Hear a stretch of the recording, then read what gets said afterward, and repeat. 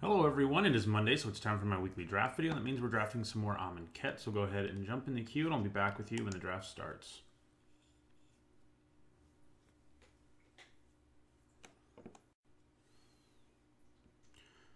Okay. Well, we have Kefnet's Last Word as our rare, and I think it's one of the better rares in the set. Despite the fact that it also says lands you control don't untap, it's powerful enough that it doing that is not a huge deal, basically. I think it's... Well, Bantu's Last Word's pretty good too, but Kefnet's and Bantu's are pretty close to each other. Farm to Market's quite good. Like, if we didn't have this bomb rare, it's always useful. I always want to talk to you guys about what I would take otherwise, because you're just not always going to have a bomb rare. In fact, you usually don't. But Farm to Market is good, even if you can just cast the farm half. It's just like a much better Sandblast. And Puncturing Blow is solid as well. I think those would be the two cards to choose from here, and I think I'd choose Farm over Puncturing Blow. But yeah, we take Kefnet's Last Word for sure.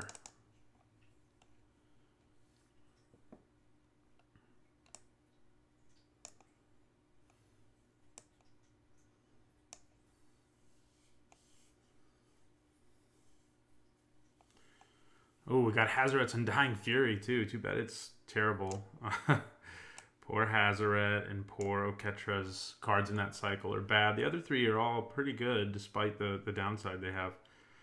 Okay. Well, here I like Ronus' Stalwart, and I also like Farm to Market. I think I'd probably take Farm to Market. We did just pass one. Ronus' Stalwart is certainly good. It's, you know, one of the best aggro creatures in these packs at least. There's a few better ones in the third pack, but I think I want Farm to Market. I think that's my plan here. Don't like Dune Diviner a lot. Frontline Devastator's fine. The blue cards here aren't really worth taking and trying to stay open. Although, you know, this is sort of blue, so yeah, we'll take Farm to Market. Good removal spell, and I do like the value. Like, if you can play both colors, the value market gives you out of your graveyard is very relevant in the late game. I mean, you know, if you're holding on to a couple lands and you're like, you know, I need to dig for something. Wow, we got 3 of the cards in this cycle passed to us. The bad news is they were all, other than Kefnet's Last Word, the other 2 were the bad ones. The other ones probably don't get passed very often. So Sandblast is reasonable. Even Reed Stalker is an okay blue card, but I think Sandblast is enough better that I'm just going to take it. It would be sad if we don't get to play Kefnet's Last Word, but also in keeping with what happens to me frequently when I first pick a bomb. Yeah, I think we just take Sandblast. It's good. We probably don't want too many more of these destroy, attacking, or blocking creature effects because opponents can play around them, and the more they play around them, the more you have, the worse they get. So, but yeah, I mean, I like both of these cards. I don't think I want more than, you know, one of each. Although maybe you can make a case for Farm to Market being good enough.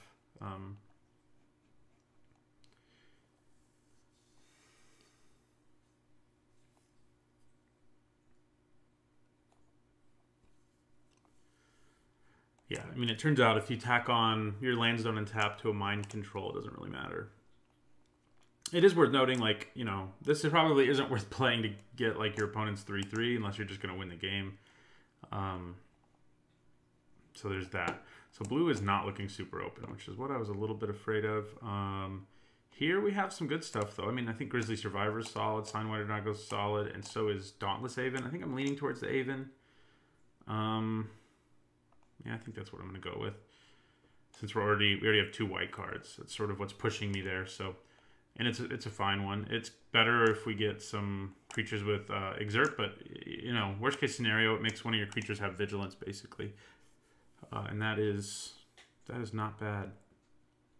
In fact, I think there was an article that Mark Rosewater, somebody wrote recently about how, like, this effect basically, like, when they thought of it in design, it basically was supposed to be, you know, like, creature gets Vigilance, but they realized with the rule, attacks are already declared, so giving a creature Vigilance after attacks is useless.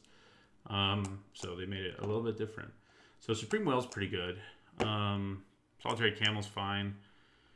Unsummon's good. So there's 2 good blue cards here all of a sudden, and I like that. Ronus is Stalwart again, quite good, but I think we're trying to play blue, and I think cutting one of the good blue cards in this pack that we're going to play anyway, you know, if blue's open, is a good idea. I think Supreme Will is, I think, is it better than Unsummon? I think it probably is. It just has, the two modes it has make it pretty good. Like, if this card just did one or the other, it would be bad, but it does both. So, or can do both, I should say. Okay, well, this is interesting. We're not really a blue-red deck, which is where Riddle Form is the best, but we do have we already have 4 instants and sorceries, so Riddle Form's worth looking at, I think. It will also cut another blue card. Spellweaver Eternal's good, too. So we could take that. The white card here is fine, but I think I would rather have one of these 2 cards.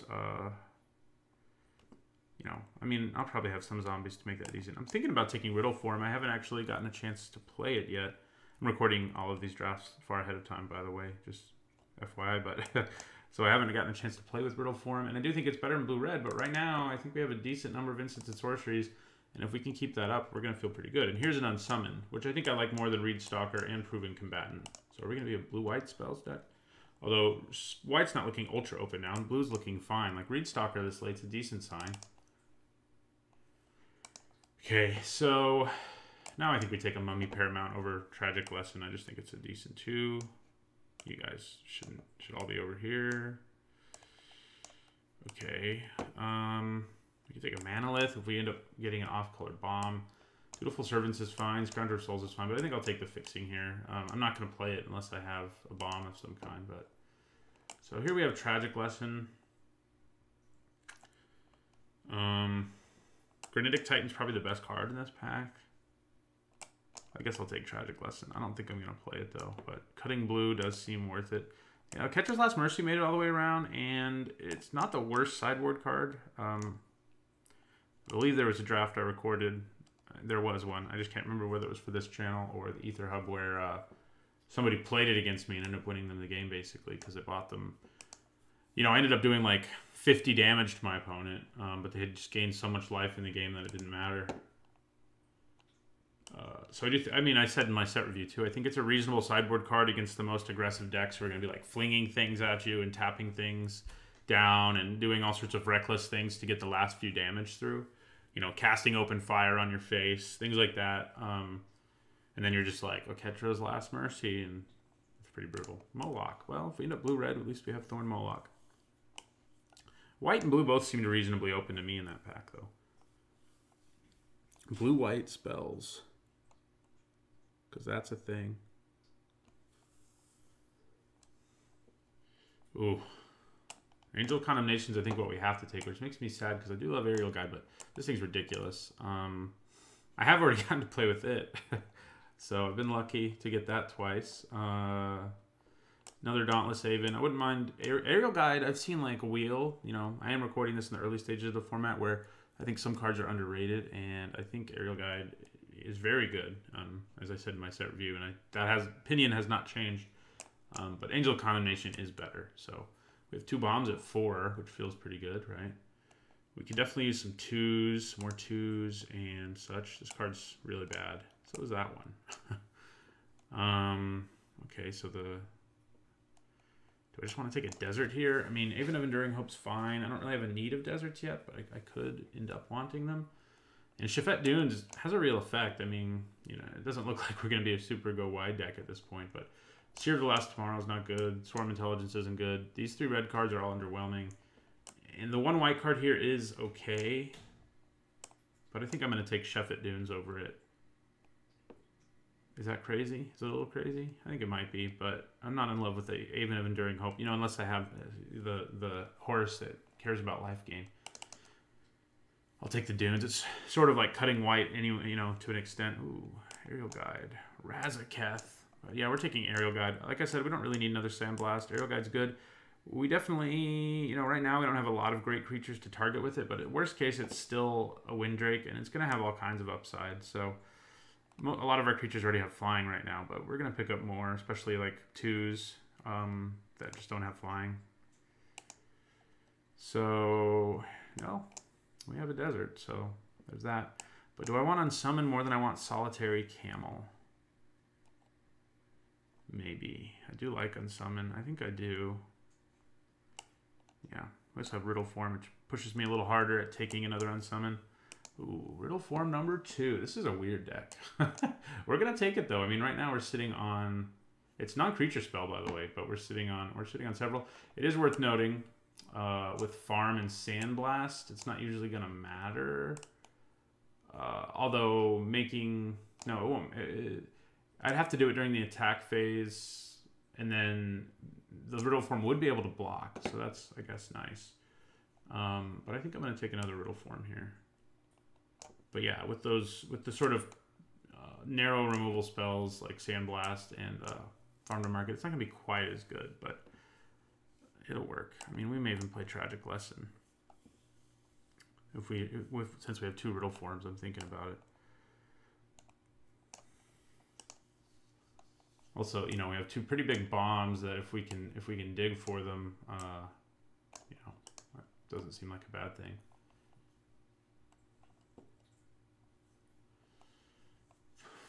Here I'll probably take the Aven. Crypt of the Elements isn't for us.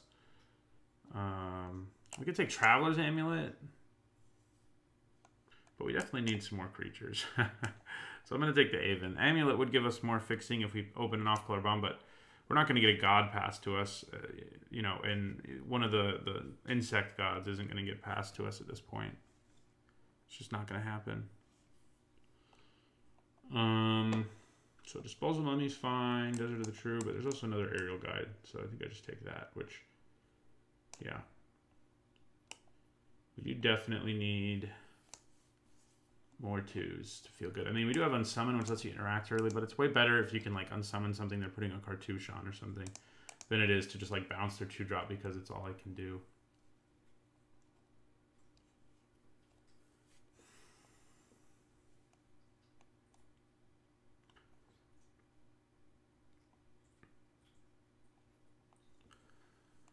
Okay, Proven Combatant is meh.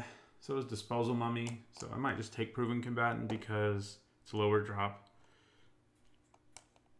And I think I will, because we're going to need some early game plays to help us get to what aren't really late game plays, but, you know, they're not early either.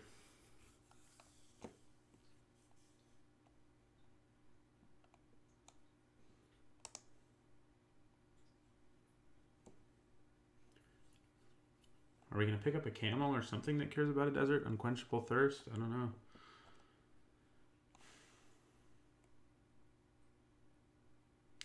I've not seen, this is my 7th draft in this format, and I have not seen the blue-red gold card ever, which makes me kind of sad. Okay, this pack is dead for us. I think I take another Manalith, you know, just in case. We don't really want any of the rest of the stuff in that pack. I guess we'll take another Aven. I mean, you know, that's a card, I guess, but I'm going to take the Aven. Yeah, Generous Renunciation isn't going to be great in our deck. We're not aggressive, but, you know, I will take another Proven Combatant. We could also think about Countervailing Winds. We do have low curve stuff going on, but it's another instant and sorcery that's not actually that good with Riddle form. So I'm going to take Proven Combatant, I think. Here we'll take Countervailing Winds. We could think about God Pharaoh's Faithful, actually. I think I will. I don't know if I'll play it, but I'm definitely going to think about it. It is a decent blocker, and it'll gain me some life. I mean, my deck has a lot of blue stuff in it. So it might be, at worst, a good sideboard card against really aggressive decks, and maybe even mainboardable. I keep ending up playing Proven Combatant, and I've not been happy with it, but we're so low on creatures that I think that's what we need. Okay, well, Approach of the Second Sun is interesting. We have Supreme Will, we have Tragic Lesson, we have some ways to scry. Do we want to build an Approach of the Second Sun deck? I just don't know if our deck's controlling enough to get to that point of the game is the problem. Like, if I'd had like a sweeper or something, I would definitely think about Approach to the Second Sun and more card draw, like cycling and stuff. I think I'm just going to take a Binding Mummy, sadly. Obviously, Electrify is really good. I do think Approach to the Second Sun, you know, it's a card in my Almond Cat set review that I was like, this is unplayable, but turns out it's not. It's like a real deck, but it's a lot harder to make now because you used to be able to first pick it and build around it, and now you see it in your third pack and you're like, can I do this? The answer is usually probably not. But yeah, we'll take a Binding Mummy. Talkrop Elite. Not great for us, but it might just be what I take. I mean, we have more creatures now. It's probably better than Scribe of the Mindful, Supply Caravan, or Zenith Seeker. Yeah, it is. We'll take Talkrop Elite. Definitely better in a more aggressive deck, but what are you going to do? So I probably want Hieroglyphic Illumination here over like Sacred Cat or Jared's Resolve or Cancel. Yeah, I do. It does give us more card draw, so maybe Approach of the Second Sun comes back to us because of the fact that it's you know, hard to build around now. If we pick up a few more card draw spells, I'd feel okay about it. So I mean, there's definitely stuff I wouldn't hate cutting, like maybe both of my Avens of Enduring Hope. Or maybe Proven Combatants if I can pick up some more stuff that does things early. So River Serpent's okay, but I probably just want Unwavering Initiate. We are trying to get some more 2s and 3s so I don't get run over, basically. And that can happen in this format. River Serpent's fine, but more 2s and 3s seem good to me. It's also a zombie when it comes out of the graveyard, and we have 2 cards that care about that. So like, yeah, I wouldn't hate just, you know, cutting my 5s. Oh, Secret of Insight, yes please. That is a good 2 right there. Yeah. Wouldn't hate cutting Tragic Lesson.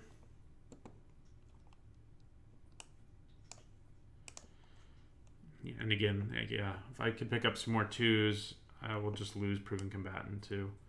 So cards that activate Riddle Form, we have 2 Unsummons, Supreme Will, Sandblast, Farm to Market.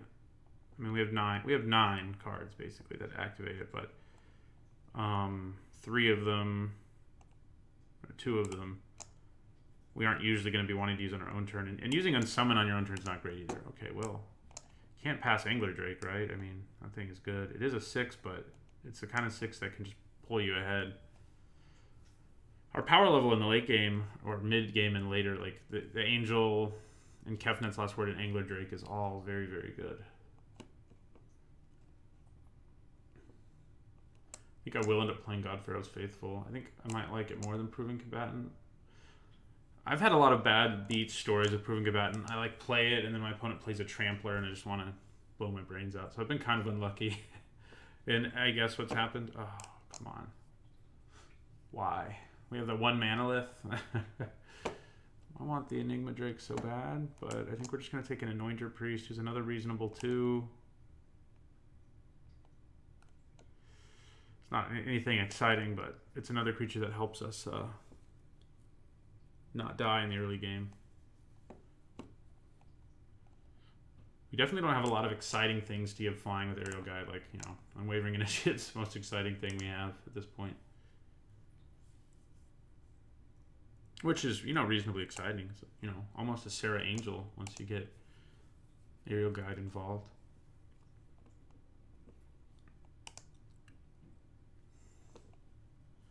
Yeah, we'll play the Dunes. I mean, it's just a land with upside. We don't have anything that cares about deserts, but it is a land with upside.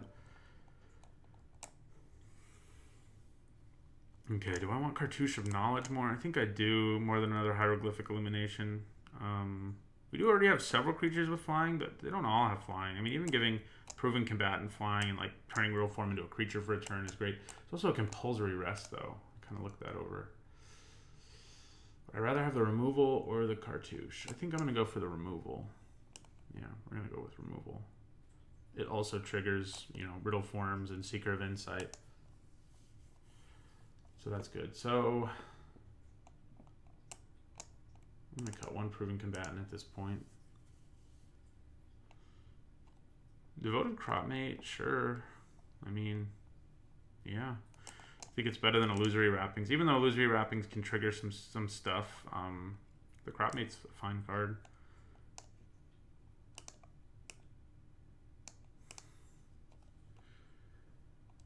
Zenith Seeker and Scribe of the Mindful came back. What a surprise. I guess I'll take the Seeker. We have 1 card we need to cut at this point. Okay, well, I might play Sacred Cat.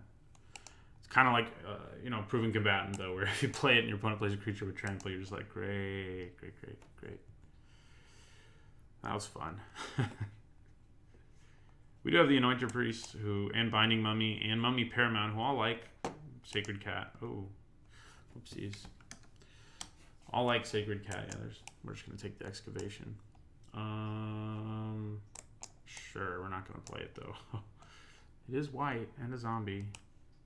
Ancient Crab I don't hate having for my sideboard. If you play against someone who does not have, like, the hooded brawlers and stuff of the Exert world, it can actually block a lot of them. It can't block like the 2/2 who makes creatures with power 2 or less unable to block it, but it can block a lot of stuff.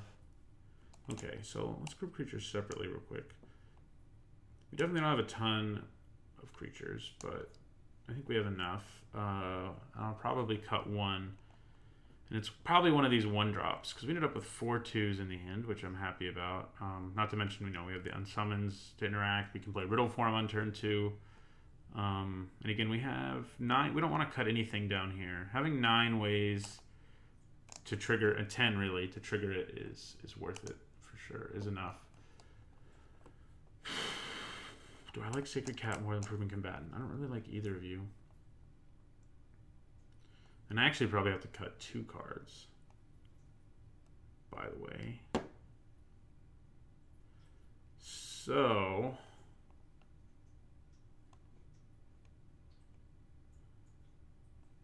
yeah, that's not easy to do. I think I'm going to move the God Pharaoh's Faithful to my sideboard.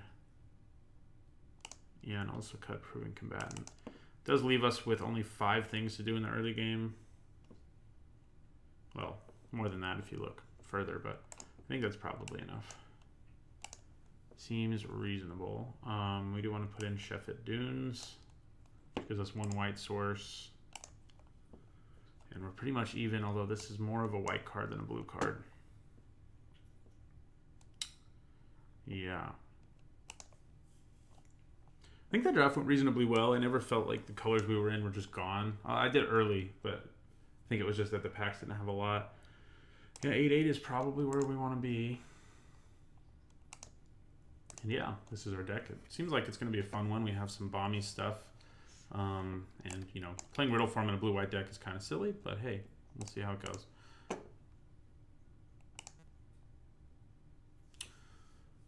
Hello, everyone. I'm going to the first match of, of an hour of Devastation draft, and we got a terrible hand where we got 4 blue cards and 3 white mana.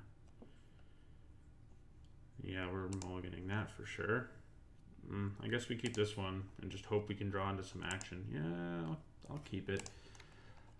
I suspect we'll probably get to cast Unsummon with Riddle Form in play, and shenanigans can ensue, but yeah, well, it looks that way. So we're going to play Riddle Form. It's not going to get countered. Nah. He might have Essence Scatter, our opponent might, because they sort of paused there. I think, So is it worth it here to use Unsummon and just attack with Riddle Form?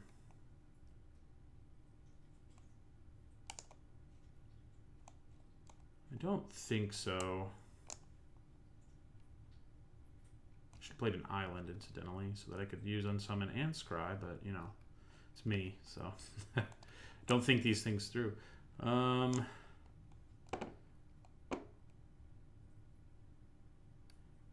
Yeah, nah. I'm not going to do it. Probably just going to Scry.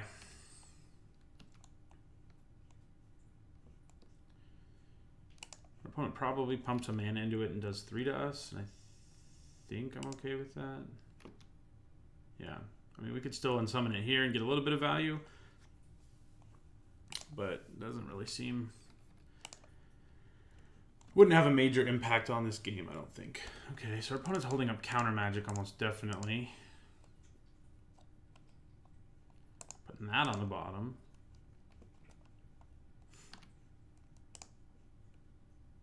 Riddle Form number 2. Okay, well, I say play Riddle Form. Our opponent has Supreme Will or whatever, we still get to do this. If our opponent like were to play another creature that we can kill with this riddle form becoming animated, it would be awesome. Like super awesome for sure. It wouldn't quite be a 2-for-1, but it would be like a huge tempo swing, and we'd kill one of their cards. So it'd be like a 1-for-1, maybe 1.5, 1 1/3 for 1 or something. Oh, I haven't gotten to draft that card yet either, and I love that card. I love it so much. I think we hold on to Unsummon, and so we can animate both our riddle forms.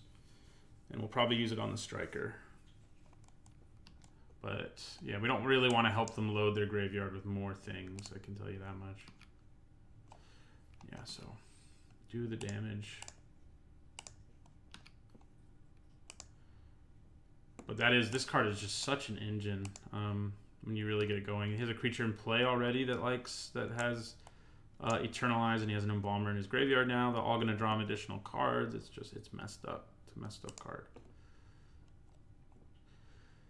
I mean, I could wait until he plays the Eternalized creature, but I don't think so. That's a little too cute. I think it's better to just go Unsummon, animate both our riddle forms, then play Seeker of Insight, who can just block the 2/4 at least, if nothing else. Then we have Angler Drake coming down, so we'll be in good shape in the skies, I can tell you that much.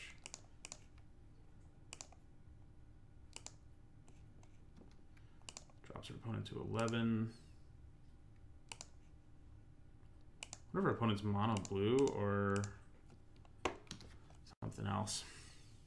We now don't have a card that will just trigger a riddle form, but we do have Angler Drake, like I said, so things could be worse. We're probably just going to play Angler Drake. If he uses Embalm here, we'll just play Angler Drake and bounce the Embalmed creature. No, he's going to play the Striker, so we're just going to bounce it again. If we draw a card that triggers riddle form, is it going to be worth playing it instead of Angler Drake? I don't think so. I think Angler Drake just, you know, it makes it so that if we have a card that triggers riddle form, our opponent's just dead. So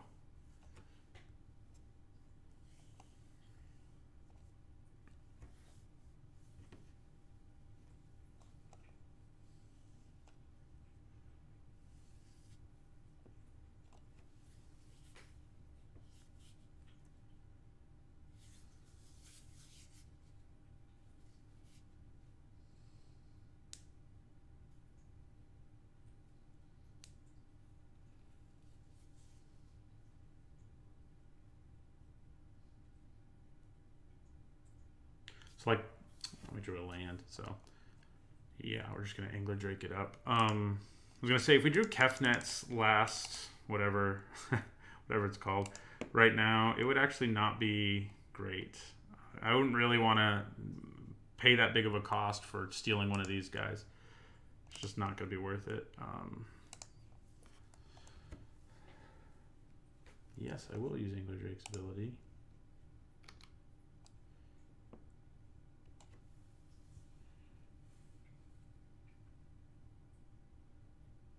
And I'll end my turn. In the end, we probably could have made Approach the Second Sun work. We ended up with enough card draw, looting, and scry effects that it wouldn't have been bad.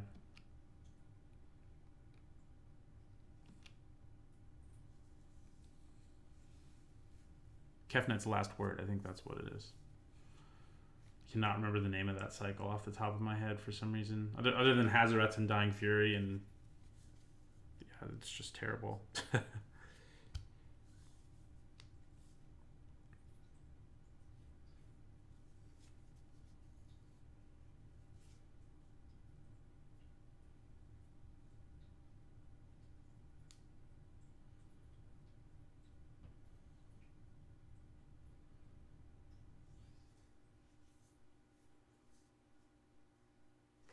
Yeah, our opponent just having to cast a Sinuous Striker over and over again works for us. Opponent sent us a message even. All these islands, yeah. You do have a lot of islands. Okay. Well, we're going to scry a bunch. I can tell you that much. And by a bunch, I mean twice. but yeah. So we're just going to swing with our Drake and then scry at the end of our opponent's turn. Our opponent will probably finally be able to play their skirmisher this turn, but I think it'll probably be too late.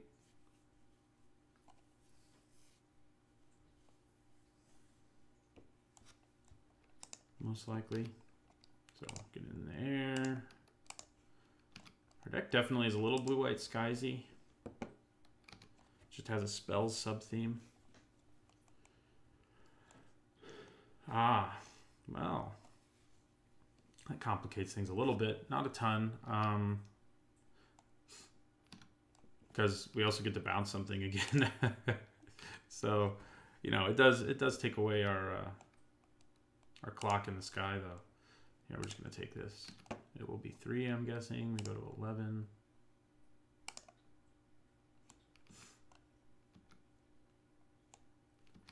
I can't tell if our opponent's mono blue or just really unlucky. Scry.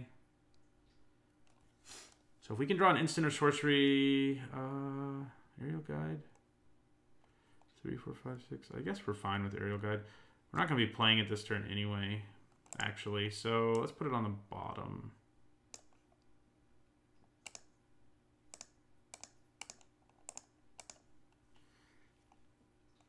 We can definitely put that on the bottom. Also not going to be playing that this turn. Wait, 4. Actually, we have the mana to play both. So I probably do. See if our opponent has a counter spell or something. That would make Angler Drake a little worse. A lot worse, because our opponent will... Yeah, I was going to say they would trade up, almost definitely. Get out of here.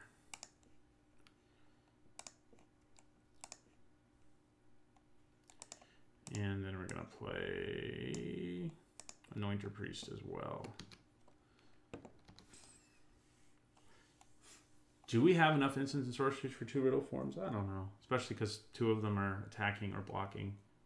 Although killing something with Sandblast and turning these into creatures that can then block the other creatures, that is gross. I'm very jealous of our opponent. I love that card. Only times I've seen it, I'm like deep into not being able to play the color. So it's like, oh, okay. So I think I'm actually going to scry once at my upkeep. Because I just need to draw an instant or sorcery, basically, and I win. So that doesn't seem too bad.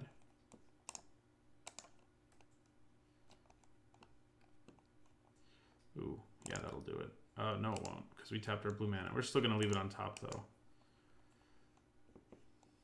Yeah, we're just going to draw that. And we don't get to cast it yet, but... we will attack with our Angler Drake. Do you have another unsummon? They do have another unsummon. Well, opponent is not making it easy for us to finish them off, that's for sure. They're going to draw 2 cards when they embalm one of these. Hey, there's green.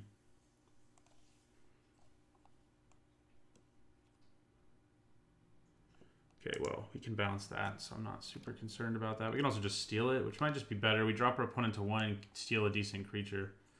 So we'll probably just do that. Yeah, we're just gonna... We could also just use Unsummon. If we use Unsummon, we just win because we can use Unsummon and then use Sheffet Dunes. So yeah, we'll just do that. That way we also don't let them know we have Kefnet's last word, so... Yeah, we're just gonna cast... Unsummon. I mean, our opponent may have something that screws us here, but even if they do, it's not like a huge deal. Yes, I will use Riddle Form's ability. Yes, I will use Riddle Form's ability. Bounce your guy with Reach. And then pump everybody.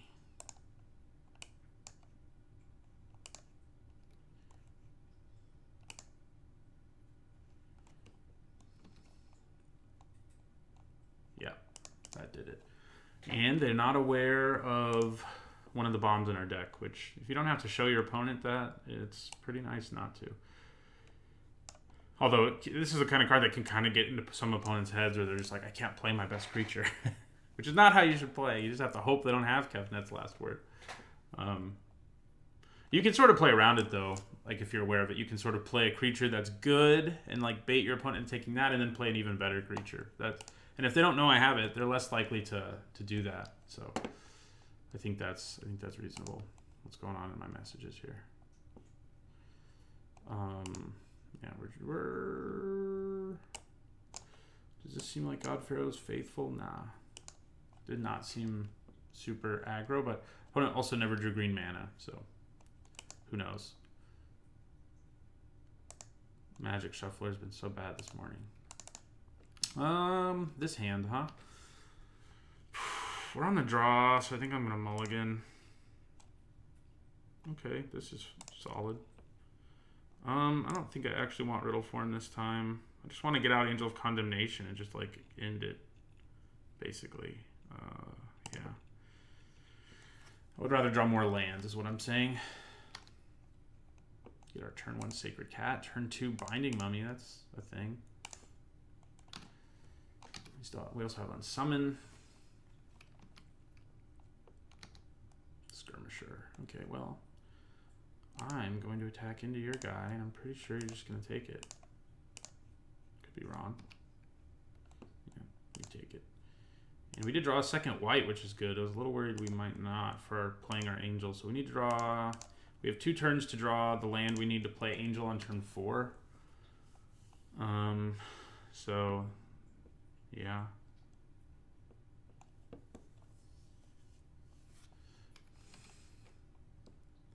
We'll just take that, obviously.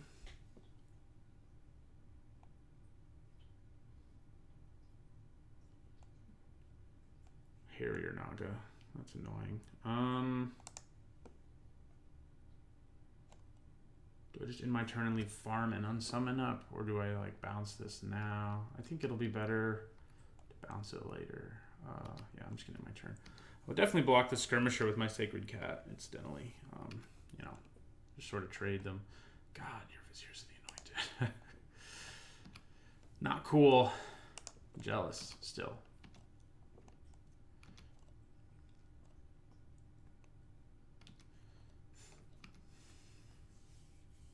What's getting put in there? Labyrinth Guardian. Okay. Unsummon just straight kills Labyrinth Guardian, so that's kind of nice.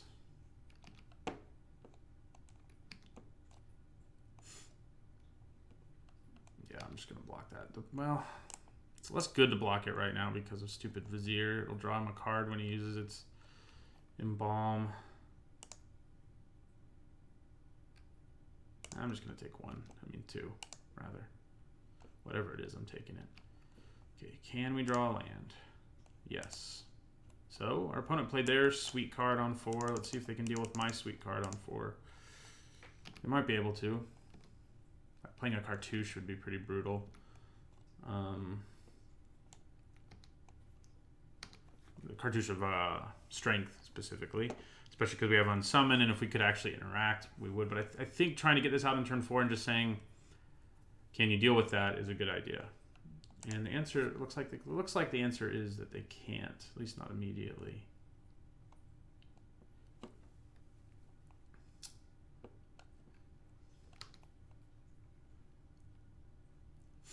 Yeah, we're just going to take 3 this time. Could block with Sacred Cat, I guess. That wouldn't have been too bad.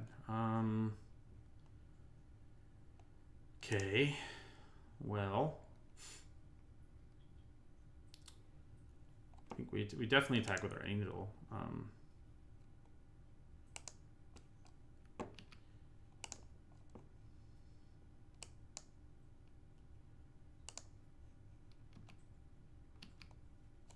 Okay, so question is, do we want to exile anything permanently-ish? I mean, we can do it at instant speed, so there's really no reason to do it right this second.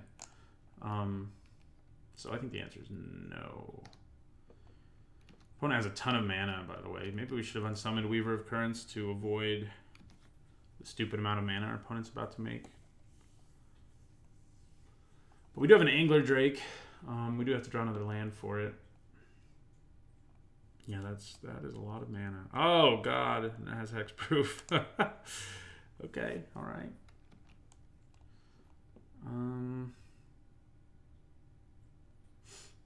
Mm-hmm. Definitely should unsummon that, huh? So... yeah, we'll just let our opponent do what they're going to do here. Okay, so I think I just use farm on it. Get out of here.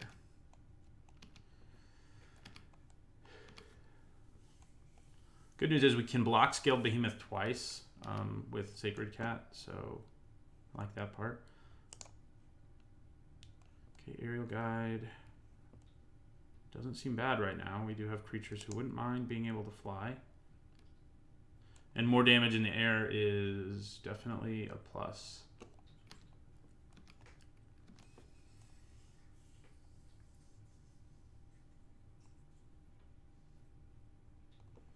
Hexproof. That is not what we wanted to see. Can't even steal it with her Kefnet's Last Word.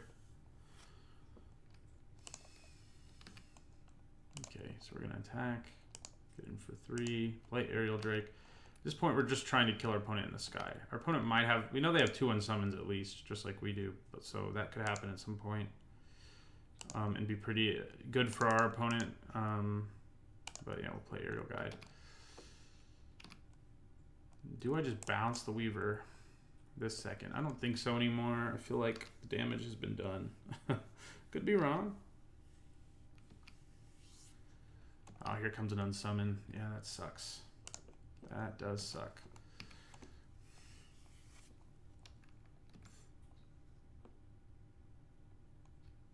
Oh god, was I wrong? Are you about to play something even scarier? For 7 mana? Seems like a possibility.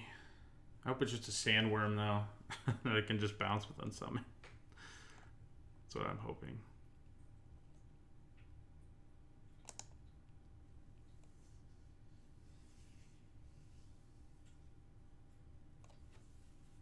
Open into freaking wonder? Okay, 6, 8, 10. I think we just bounce the Top Crop Skirmisher, but that does mean we're taking 8 to the face, so that's not great.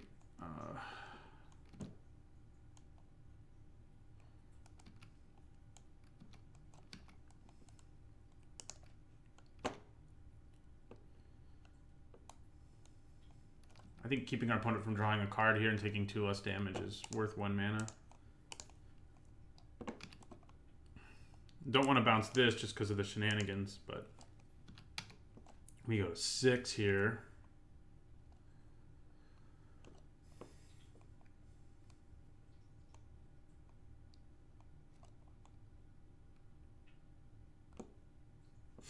Hope I draw mana for Angler Drake.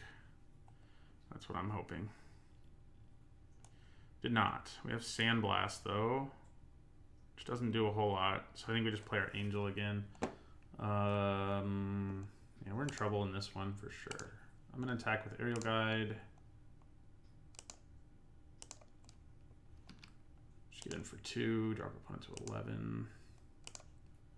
Replay the Angel. If our opponent has another like open into wonder effect, we're just dead, obviously.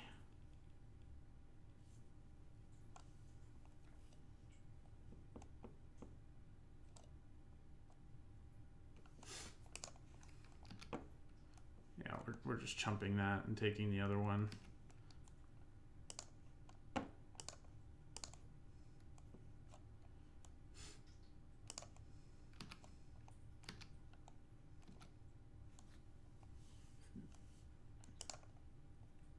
So we go to 3 and then back up to 4. It looks like, unless our opponent does something heinous. Okay.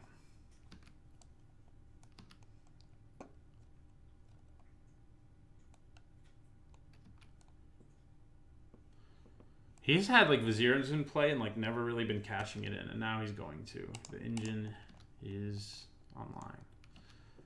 Okay.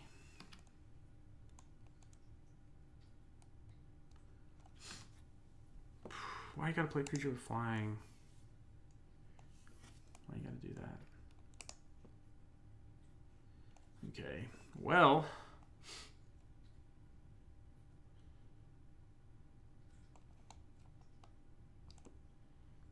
Yeah, we're gonna embalm this. Use this to tap down the flyer.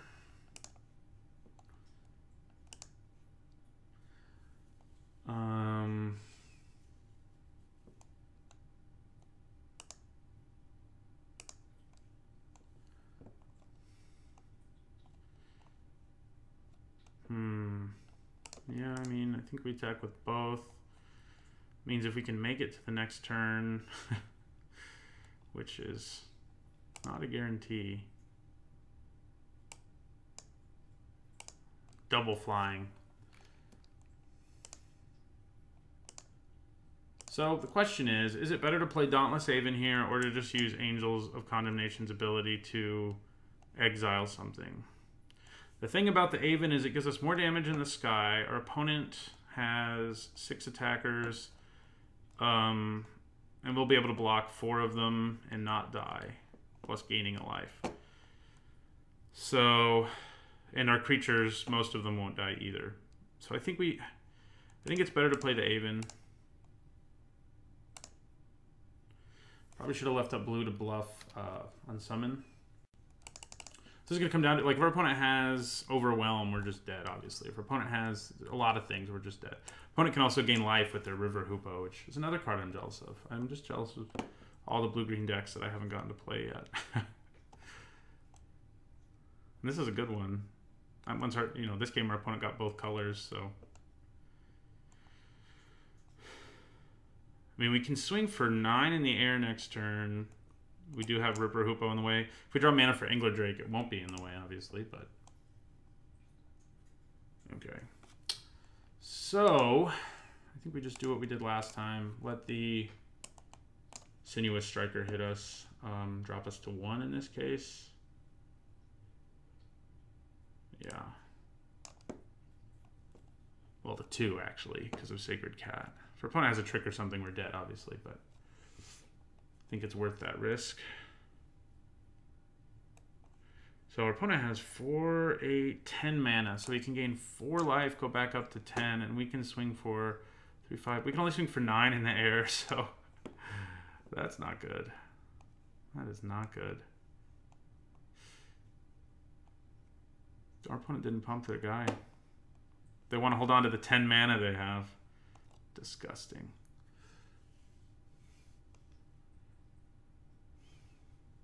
Messed up.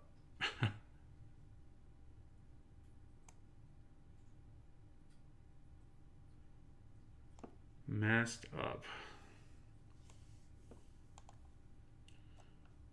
Okay, tap out.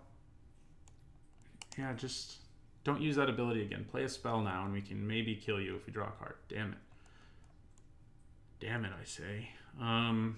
Drawing mana for Angler Drake's still going to keep us alive. We didn't do it, though. But we have the Sandblast Riddle Form combo.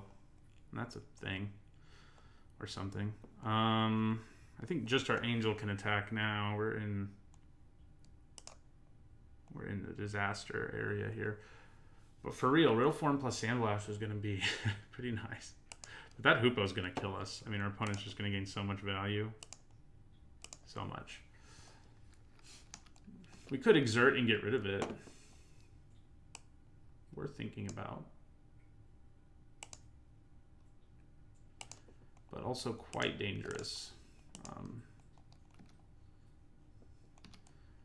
Because if we do that, so our opponent's going to go to 7 here. I mean, they do have to dump all their mana into it to gain life.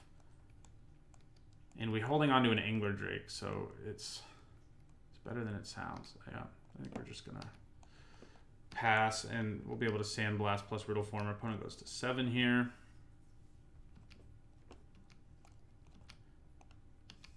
Sandblast plus Riddle Form will, in fact, keep us alive.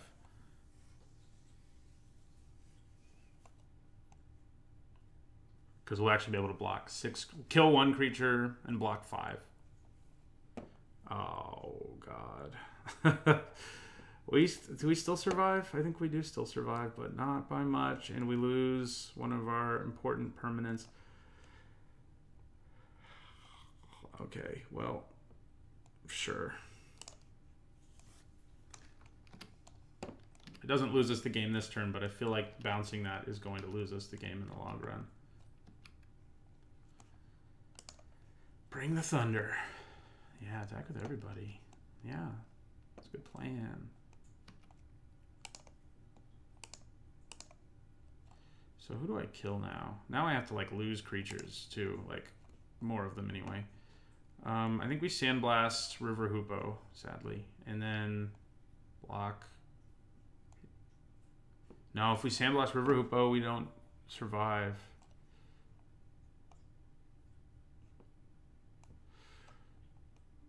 That sucks.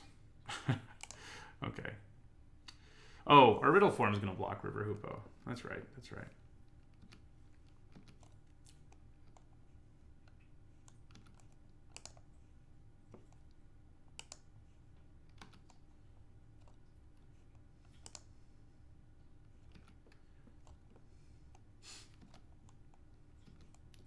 Okay. Take this. Block there. Block here. Block here. And I go to 1. And lose a lot of stuff. That's the problem.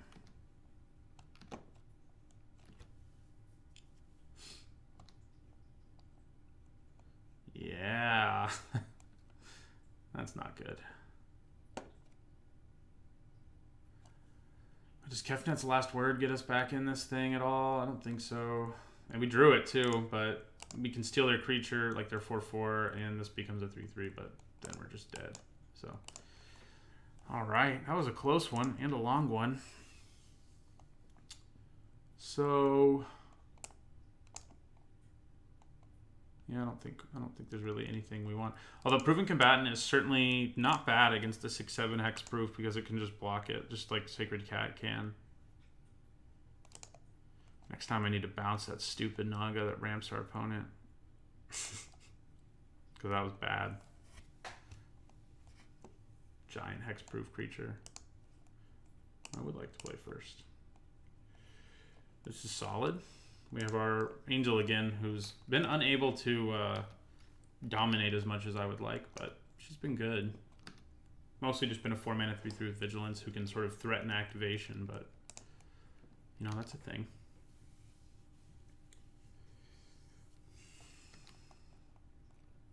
Oh yeah, I like the look of that. Getting both of our big bombs is just fine with me. Granted, this isn't one we're probably going to cast for a while, but still. Don't play a turn 2 River Hoopoe. Okay, he did it. I guess that's okay with me. So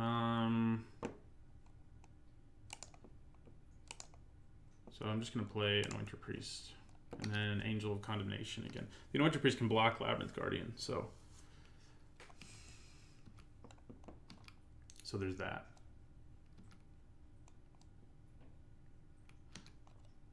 I wish I could steal my opponent's River Hoopoe. I mean, I can, but I won't be able to use its ability, so it doesn't really matter. Okay, so we're just going to play Angel again on turn 4, which you know, the last game was not enough. So we'll see if it is this time.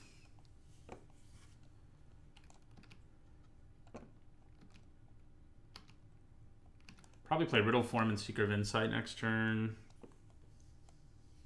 instead of leaving up mana for my Angel. Okay.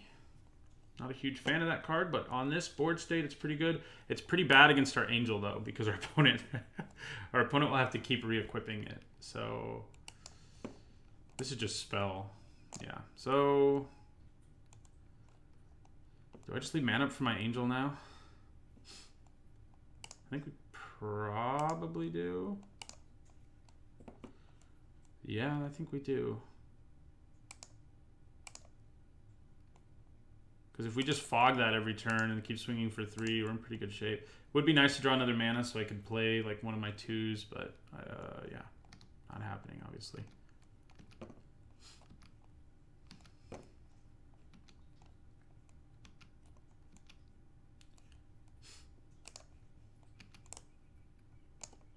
Okay, so we're just gonna go.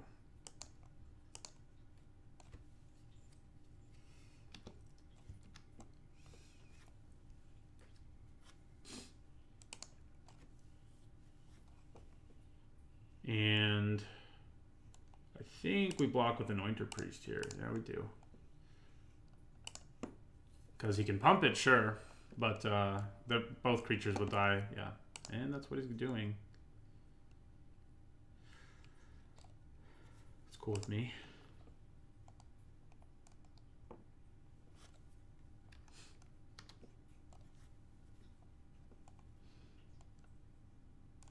There we go.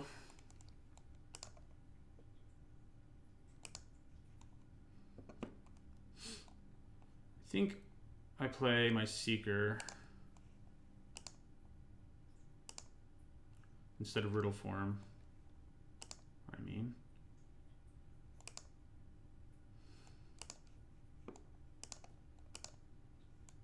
Yeah. So if our opponent embalms, we can just kill it with our Angel of Condemnation. So I think... Oh, you person. Okay. Well, now we play Devoted Cropmate too.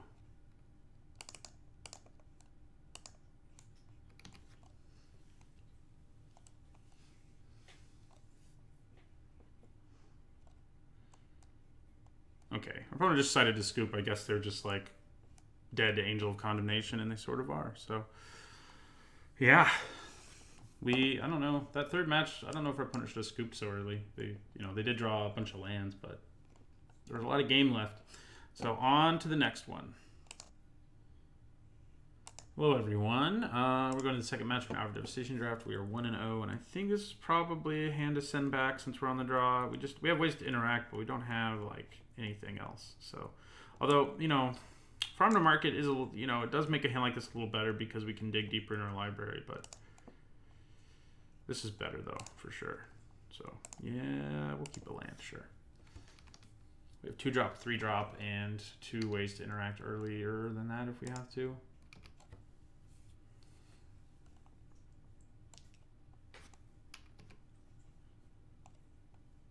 Naga Vitalist. So another ramp, blue-green ramp opponent that I'm going to be jealous of the whole time.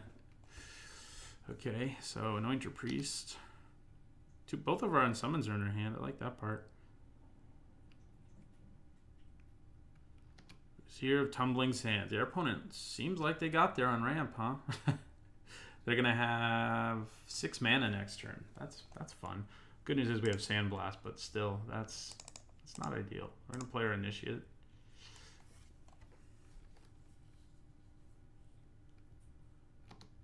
Her deck also has like a weird Embalm sub-theme that like I didn't intentionally make happen, but we have a decent amount of it. As blue-white often does. Okay.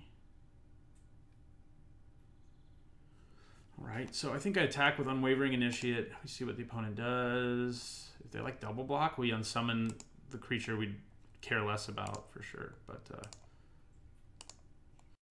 we may just be playing Top-Crop Elite. Our opponent may put a freaking cartouche on that. It's worth noting. But we're going to have a flyer. It won't be able to block it very well, but it's a flyer nonetheless. We'll see what happens. That thing is just so good when you put Cartouche of Knowledge on it. It's a savage beating. Oh, do they have Essence Scatter?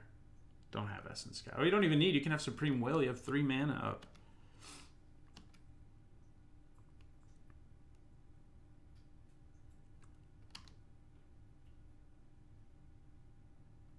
Oh, God. Yeah, Supreme Will it is. No. I will not pay 3. Okay.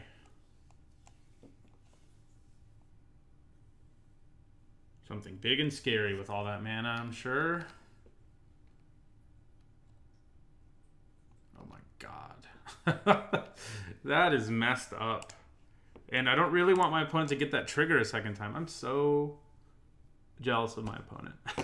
I haven't gotten to play this card yet either. Like, if you watch my set review, I was like pumped about the guy who puts the embalmed creatures in your graveyard. I was pumped about playing Sifter Worms, and that hasn't happened for me.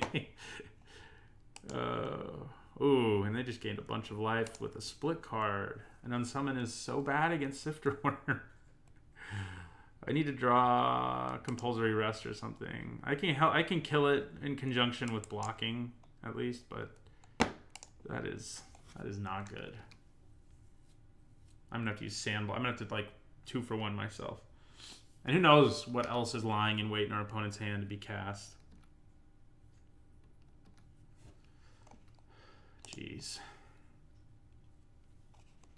Yeah, we just have to kill that. I don't think we have an option to not try because we're just like dead if we do. We don't want to unsummon it. We're probably dead if we do that.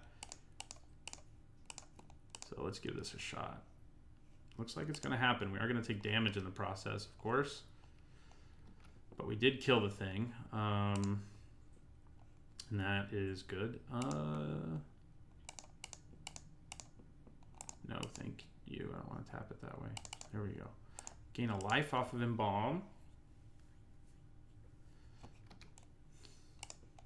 So I think that was an okay way to deal with the Sifter Worm. I mean, it's not an easy card to deal with. Our opponent almost certainly has more big, scary, like 7-drops in their deck. Although, hopefully the other ones I can feel okay about casting Unsummon on. Okay, Ambuscade. Sure. I'm definitely blocking that. Oh, I should use Unsummon. Why am I so stupid?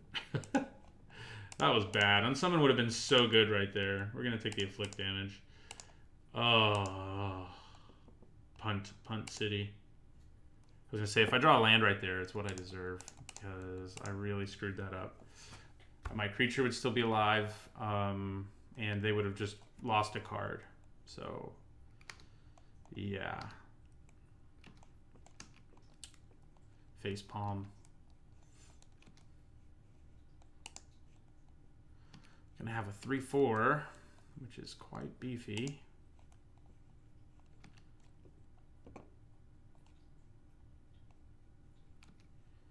Yeah. They have the Mind Half in their graveyard, which is the real problem here. They're gonna draw 2 cards on soon. I'm hoping he just like gets aggressive here and attacks with the Eternal, and then I cast Unsummon on something like Ornery Kudu, for example, and make my Riddle form a creature and kill his Eternal.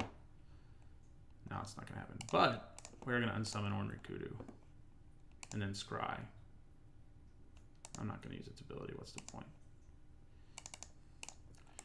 And we're going to Scry 1. My opponent's like, why didn't he cast Unsummon on when I cast Ambuscade? And that's a good tip for Magic in general. Like, sometimes you're embarrassed because you missed something that you should have done that was better, and so you sort of embarrass yourself by actually playing the card, but playing the Unsummon there is still better than not playing it. So that's at least how I'm thinking of it. All right, so mana. Oh, I guess my Kefnet's last word would have been nice on Sifter Worm. Where is that when we needed it?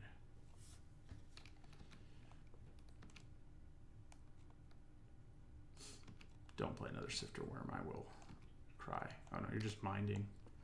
I'm cool with that. I mean, I guess maybe I could argue that I didn't unsummon because I wanted to trick him into attacking with his Eternal of Harsh Truths, but that's not true. So, okay, well, we are going to cast Unsummon on. Yeah, I guess the Vizier makes sense. The most sense.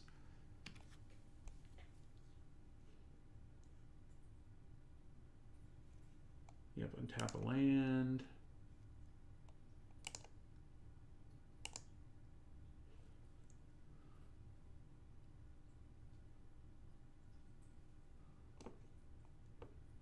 Ah, okay. I think I'd still rather take 2 than let my... Oh, I should have scried in response. I'm killing it in this game.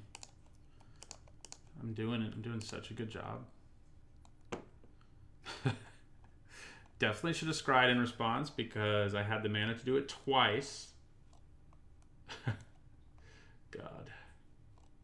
It's bad.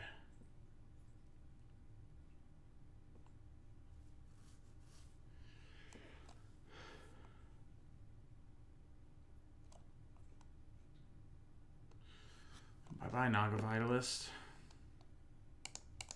Okay, I'm going to play Aerial Guide and my stupid Riddle form again that I misplayed. If I'd played correctly in this game, who knows what this would look like.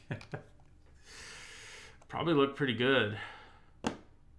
What, Scryed twice there. Ambuscade wouldn't have killed anything. Our opponent has a freaking desert. Okay. And a honed Kopesh. That's good. That's great. That's great news. Now I have to let him draw the card, basically. Because it's not worth it for me to give up a card to not kill his card. And we're just going to take 5, go to 7.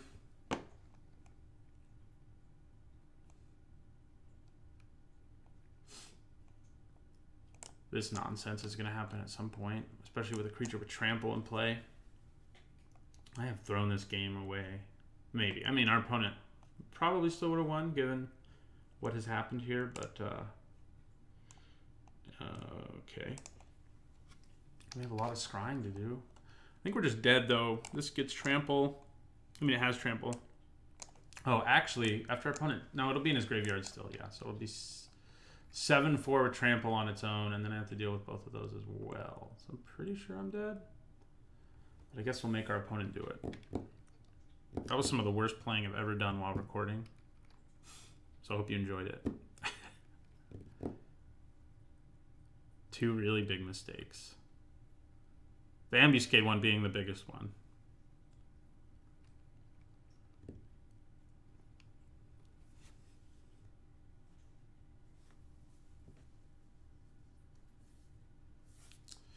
Yeah, no.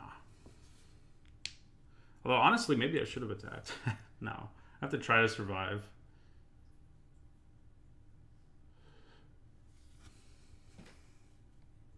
Yeah, our opponent's deck is sweet. I hope I get to cast a Sifter Worm one day. One of these days it'll happen. Yeah, he's going to pump his Sidewinder.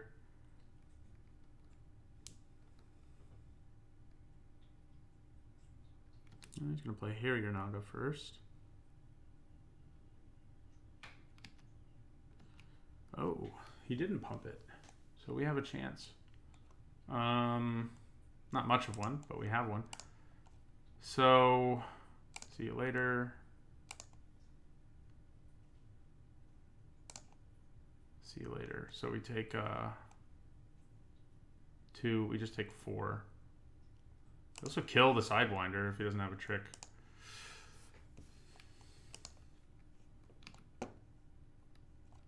Should have pumped it there. My hand was empty. Like, I was just dead to lethal damage if he did, I think.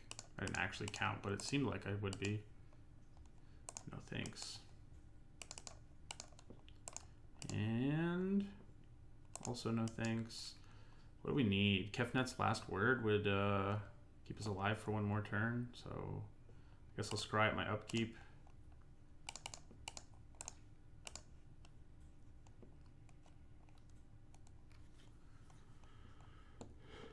Seems...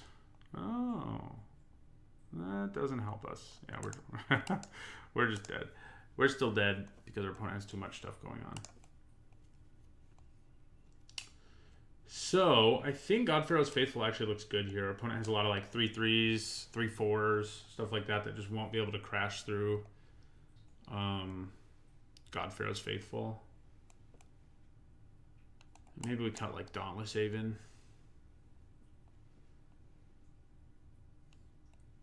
Maybe one real form is more responsible. Yeah, it probably is. Our deck probably shouldn't be playing 2 anyway. So it's been fun, but yeah, not excellent.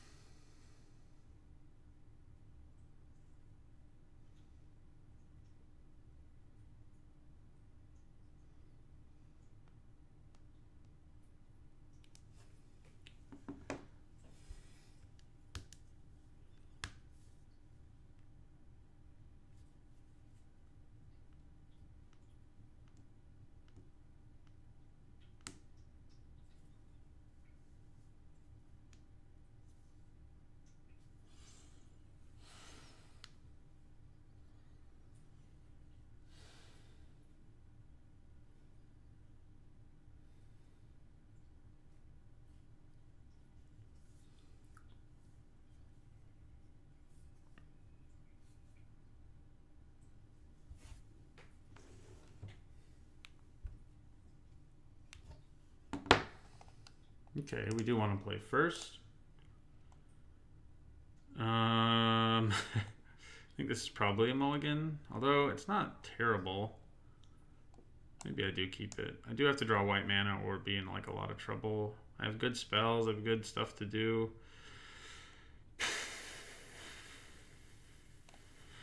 Yeah, I'm gonna keep it. I'm gonna keep it.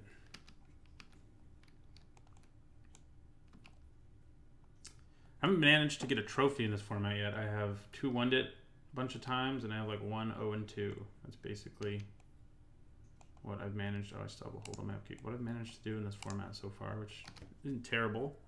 One more than I've lost. But usually I do a little better than this. I am a lot better at slow formats. Hey, wait, my white mana. How about that?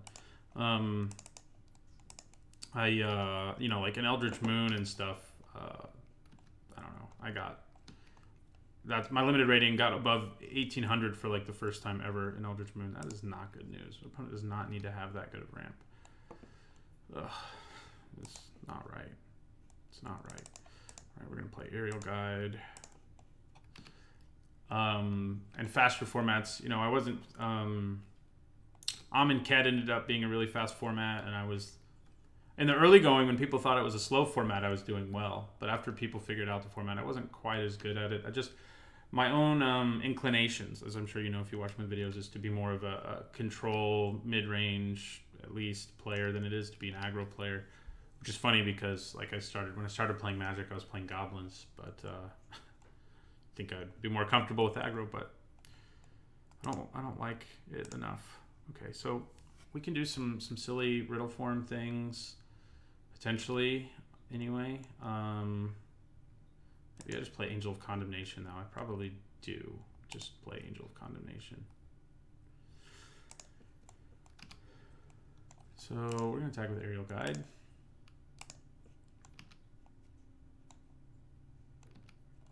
Stinging Shot. Oh, I am glad you used it on that, my friend. Let's hope you don't have more than one.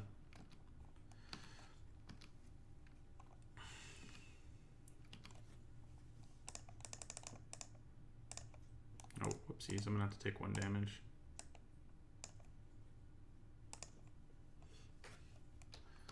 Do you have another Stinging Shot? If you do, I'm in bad shape. He's probably just like, God. Yeah, he's like, why did I use that Stinging Shot? We've all been there. We've all been there. He didn't see it in the last game either, so he had no idea that I had it, so. Oh, God. We can just exile that is the messed up thing. And it's just gone forever. So, I'm okay with it being in play. Yeah, we're not going to play anything. I'm just going to attack with my Angel. Chances are he's not blocking, you know. So, if he does block, I'm cool with that, you know. I'll kill an Aerial Guide. Opponent goes to 17. And we have a lot of options. We can just exile the snake. We can use Sandblast to also make Riddle form a creature. We have a lot of things we can do here. So I think leaving the mana up is ideal. Our opponent's lands don't untap, by the way. If you have ramp dudes, it's way better, though. Like Ronus' Last Stand and stuff like it. So let's see what our opponent does here. If he just attacks with the snake, I just exile it and say, see you later. That looks like what we're probably doing. Yeah. Goodbye. See you later. That's pretty good tempo for us. Our opponent paid 2 mana and then didn't untap. You know, so bye-bye, Mr. Snake Token. Okay. Do I play Unwavering Initiate or do I leave mana up? Cool thing is I can also blink Chandler Initiate and make him have to put stuff on creatures again. The bad news is he'll just put it on the Initiate and have a ton of mana available. I think I just leave my mana up again. I have Supreme Will too, so I can counter something. Yeah, I think we just gotta leave the mana up. It's too good not to. If Chandler initiate attacks, we can just use Sandblast on it. So we can also exile it, make it come back into play, put tokens on itself. It's late enough in the game that I guess that's not bad. Our opponent already has so much mana, even if I don't help them. They have access to 7 right now. So...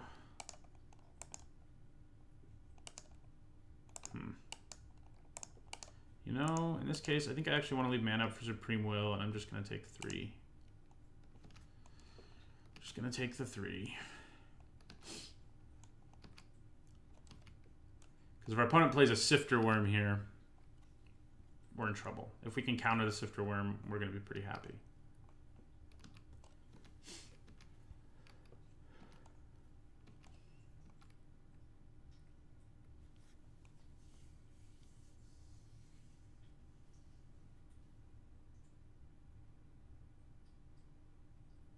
Probably will exile this at the end of my opponent's turn, though, if he doesn't play something like Sifter Worm.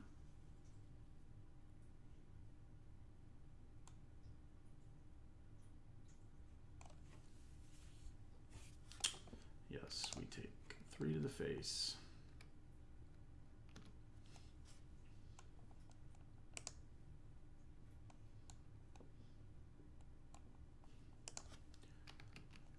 Okay, well... You know, then they play Sidewinder Naga and you look stupid. Okay, so we're going to scry. I think I'd rather do that. Yeah. Put that on the bottom. Okay, so I think it's just Angler Drake time. We're going to attack first.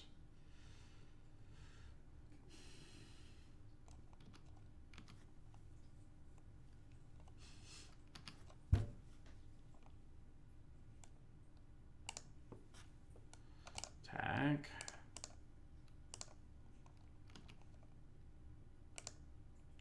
So what do I bounce with Angler Drake? Probably just the Naga, since it can actually attack through the Drake right now. So, yeah, we'll just bounce that Naga. And suddenly, we're looking at pretty close to lethal. We have 10 in the air. Of course, he still has Aerial Guide, so it's a little less like 10 in the air. Yeah, we just win that game. Turns out Angel of Condemnation just can win games, you know. I think we still want God Pharaoh's Faithful. Do we also want Ancient Crab? Probably not. Also not Oketra's Last Mercy. Yeah, no, I think we're good. The one change we made, I think we keep.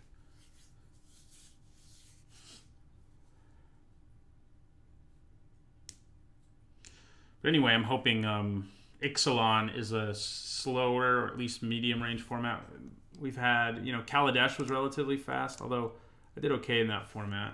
But we've had a lot of fast formats in a row, so this is very similar to our last hand.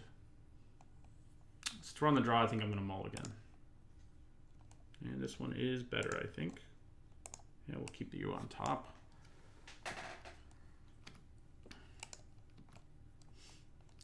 But yeah, Ether Revolt block was fast. Amonkhet was fast, so it's time for, you know, let's go back to Eldritch Moon or Battle for Zendikar, you know.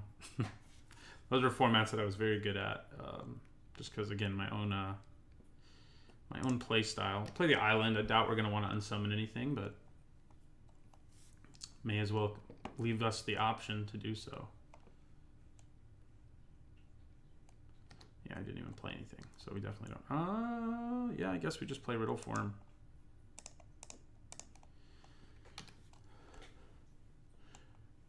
Turns out having this as like a pseudo combat trick is not bad. I wasn't sure that would be the case, but it seems to be. So I think we play Aerial Guide here. We could also leave mana up for Supreme Will and just make this a creature and block that. Or for Unsummon. I think it's probably just better to play Aerial Guide.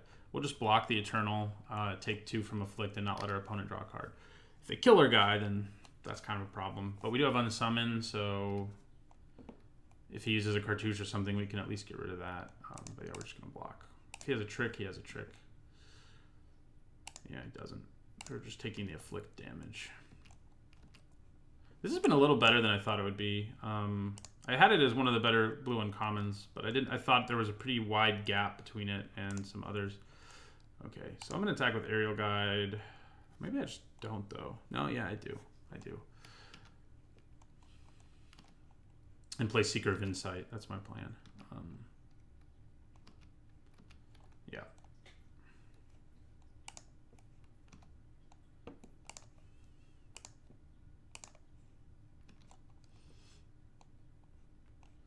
Okay. Supreme Will? No. We're just gonna let it die. Bye-bye. Bye-bye, Aerial Guide. I've done that to many an Aerial Guide. Hadn't had it happen to me yet, but there it is. Okay, so we can't actually...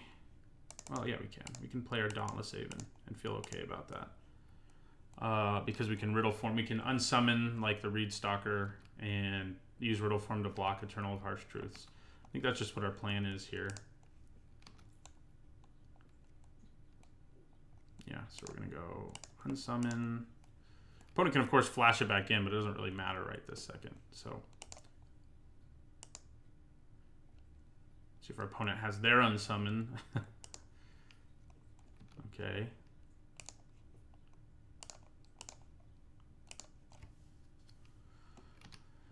We go to 16, but we also kill that thing, which is good. A good thing to do.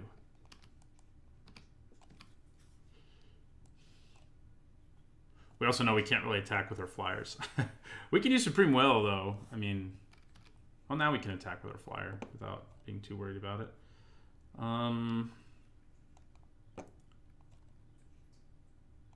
Yeah, we will attack with our flyer. It basically has Vigilance, so... We again have the problem, though, like, we can't play Seeker of Insight here and leave blue mana up, which is kind of obnoxious, but... What are you going to do? So we're going to get in for 2. I think we just leave mana up for Supreme Will. And maybe we just trade our Riddle Form for Harrier Naga at this point. It's already eaten 1 card. But if he's just going to attack first, it's not going to happen, no. Yeah. I'll take 3. I hope he tries to play something scary here that I can counter. If not, we always can scry. Yeah, that's not that scary. And we can't counter it anyway. So, it is a little scary, I guess. We just need to...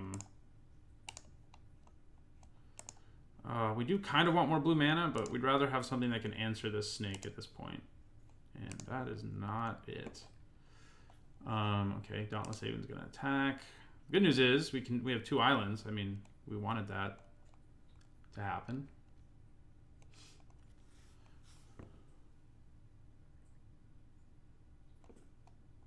So our opponent has the Reed Stalker in his hand, by the way. So I don't think we do attack. No, we don't. We're in trouble.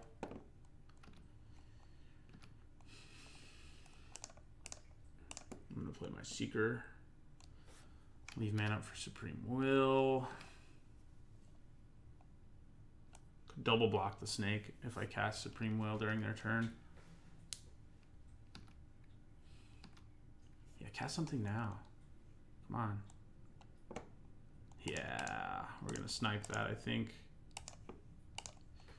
Because it also makes our Riddle Form into a creature.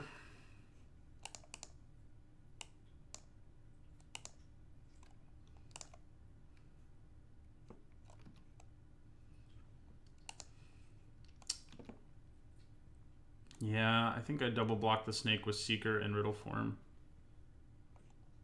I don't feel too bad about that.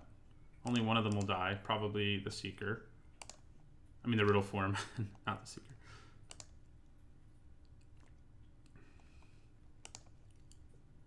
Oh, there you are. Thank you for showing up. We're just gonna attack for 2, untap our dude.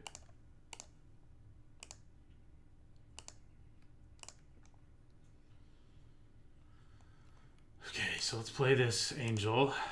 See if that can help us pull ahead in this game. I haven't gotten to cast Kefnet's last word yet. So again, a board state where I wouldn't be that pumped about it. But it would be pretty good. I mean, stealing our opponent's Harrier Naga would be a pretty big deal.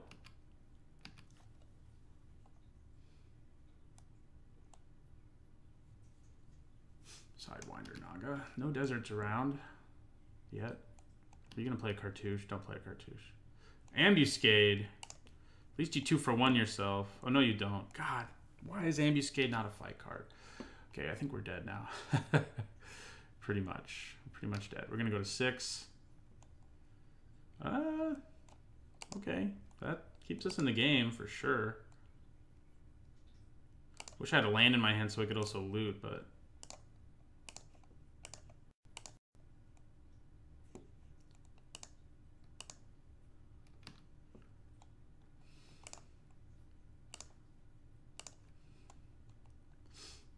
Okay.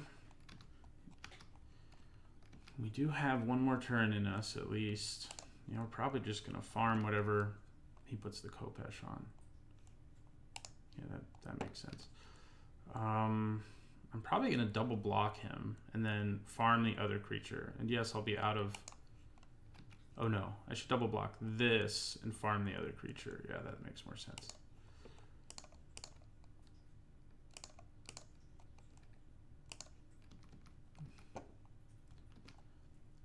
I was hoping our opponent might use a trick on this guy, but looks like we're just going farming. We are alive, which is something. Okay, so I think we cast Market here.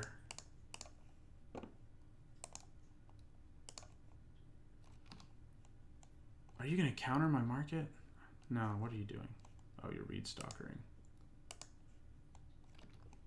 Ah, okay. That was something special. Okay, we're also gonna... Okay. We only had to draw 4 cards, 3 cards, no, 4, counting our draw step to hit a spell. We have Sandblast again, so that's... Or I guess we didn't have Sandblast last time. We had Farm to Market, but... Yeah, we're just gonna kill it.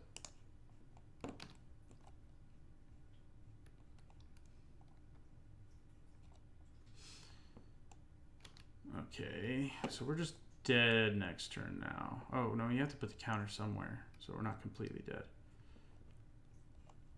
Binding Mummy, huh? That's what you got for me? Okay, well. Kefnet's last word could actually pull us out of this. Our opponent's also in top deck mode. Stealing a creature would be big. So yeah, our opponent hits us for 5 in the air here. Dropping us to 1, and we draw Devoted Cropmate. So we lose. Well, you know, I played pretty badly. I deserved the loss, I think. But yeah, on to the final match. Hopefully we can go 2-1.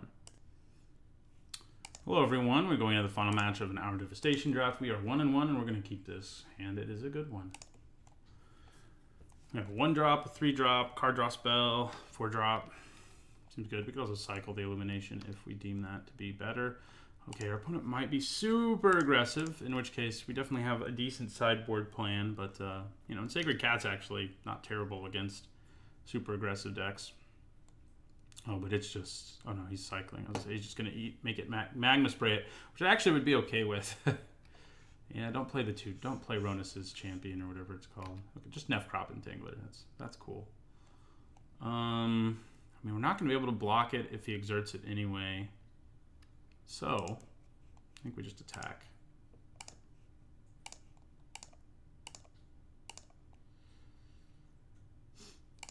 Go up to 21.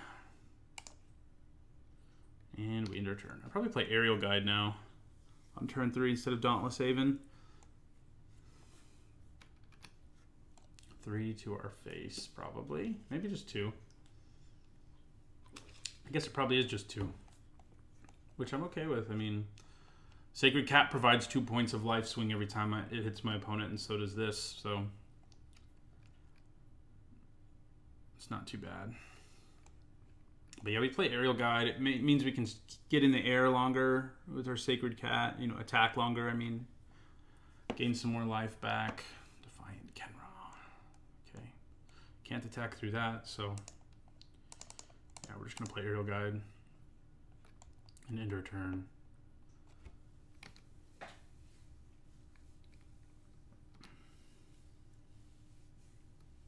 May just take 5 here.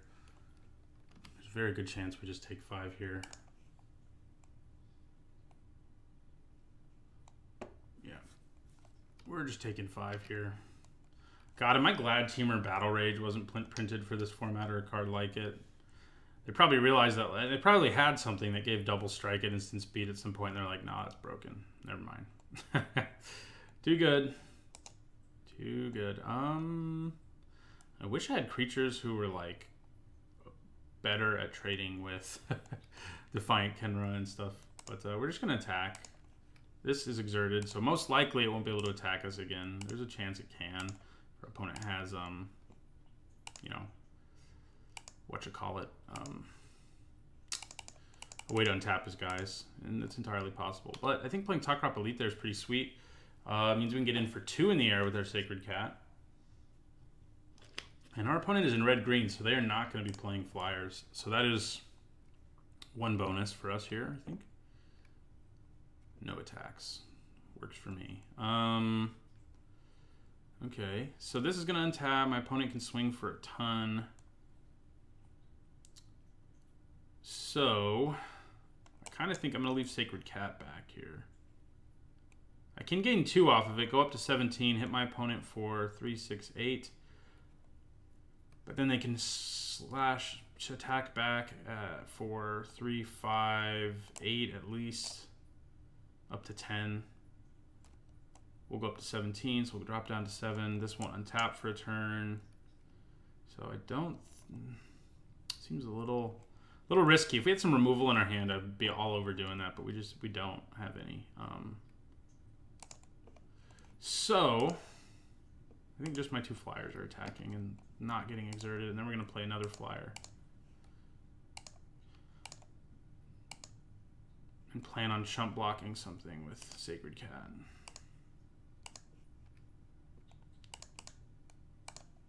Gonna play Dauntless Aven. Dauntless Aven plus Takrop Elite will be pretty nice, incidentally. So there's that.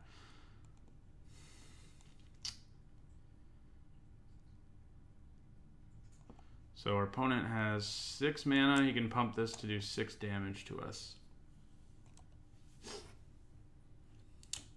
Not a lot of fun.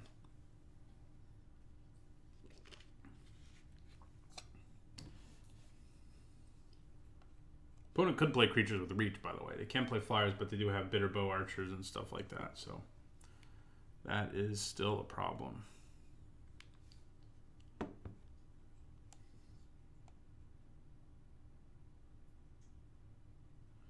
Overwhelm would make me cry. I'm so sick of that card. Oh, wow. It's an aggressive puncturing blow.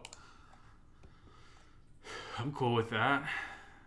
You cool with that? I mean, I could swing for 9 next turn, untap.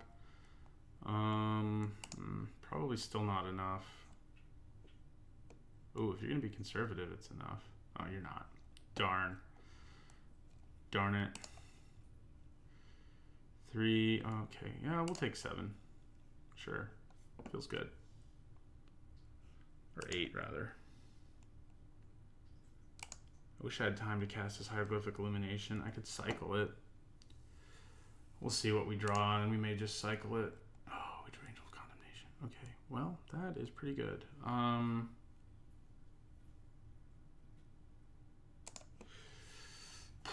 think we just attack with everything and actually exert this time, and then play Angel of Condemnation.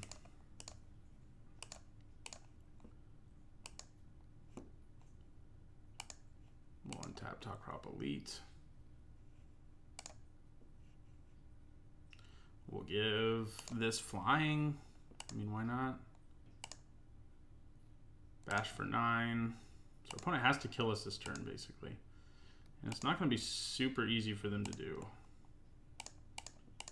because I just played Angel of Condemnation. So if it's basically just a blocker in this board state, but so if our opponent has a way to kill one of our blockers, we're dead because he can exert, attack, and the afflict will kill me, or the frontline devastator will kill me. So, but if he doesn't have that, he's just dead. So.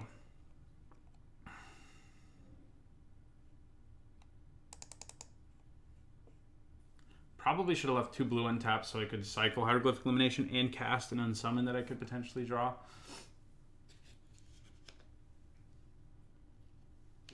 Okay, this looks promising-ish. Okay.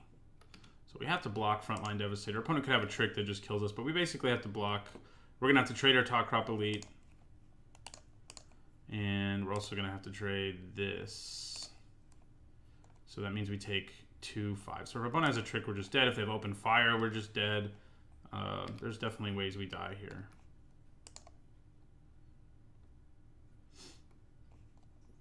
Do you have a trick? I'm going to be really mad if he does, and then I look at the top of my library and there's an unsummon because I did not tap my mana in a good way. So... this is another matchup where I like the looks of our 0/4 that gains us life. And I might even like Oketra's Last Mercy in this matchup.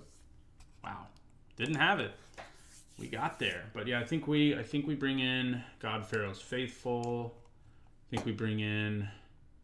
no, not Oketra's Last Mercy. I can't do it.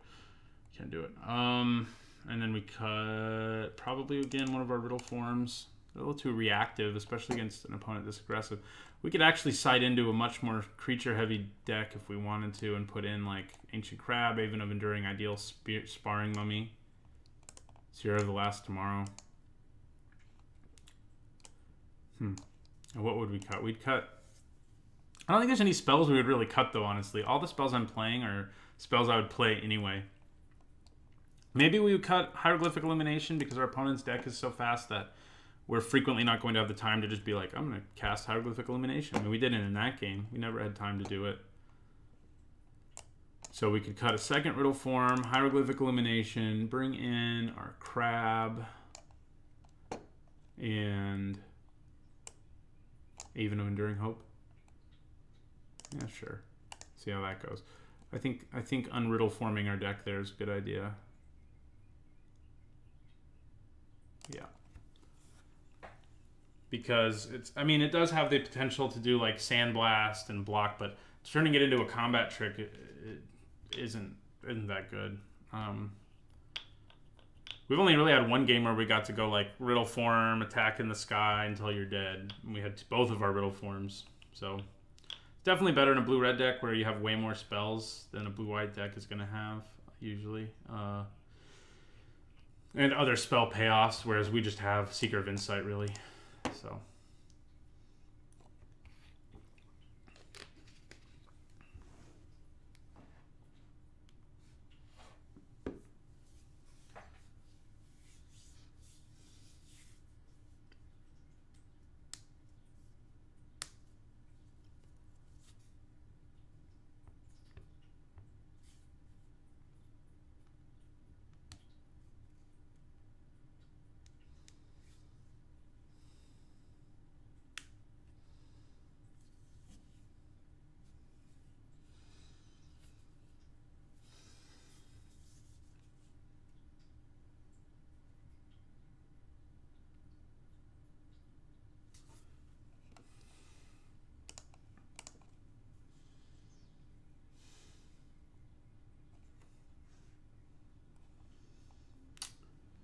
not a good hand. No white mana. If we draw white, it gets to be pretty solid, but I think on the draw, we just want to send that back. This is a solid one. Sure. Like, if we curve out with this hand and play Top Crop Elite, that's not bad. We don't have a 2-drop, I guess. We can't quite curve out. But we can go 1-drop, 1-drop, nothing, 3-drop, 3-drop, 4-drop, or something. Our Sacred Cat is also pretty decent in this matchup. I mean, our opponent used Puncturing Blow on it. That shows you how concerned he was about Sacred Cat. Quite concerned. He didn't want it attacking for 2 every turn anyway in the sky. The life we gained from Sacred Cat was super relevant in that last game too. It just barely kept us alive. Blur of Blades. Okay, well, that's what we're doing on turn 2 now, is just embalming our Sacred Cat, it looks like. Yep. Come on back. Blur of Blades is pretty good against us. I guess we have Dauntless Haven and Sacred Cat. God, that is... Was our opponent mono red? That's like the one time when you can play Sunscorched Desert and not feel bad about it, I feel like. Okay. This is not good news. Is he gonna exert him too? No. Just hit me for 3, drop me to 14. Sounds good. Aha. I do like Unsummon. But I don't think we play it just yet. I think we just play Devoted Cropmate,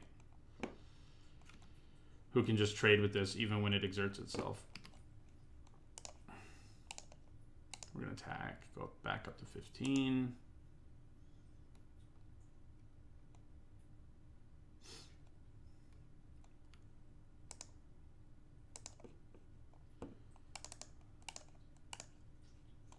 Oh wait, can it? No, it can't. What was I thinking? I forgot about Cartouche of Zeal's toughness boost. I think that's what kind of pushes Cartouche of Zeal over the edge to being like an incredible card in an aggro deck, because it also pumps your creature's power, toughness. If it was only +1/+0 in the unblock clause and the haste, it would be playable. But it adds toughness too. Yeah, and he's going to exert it here. We'll take 4 this time. I think our opponent is mono red. I didn't really notice that in the last game.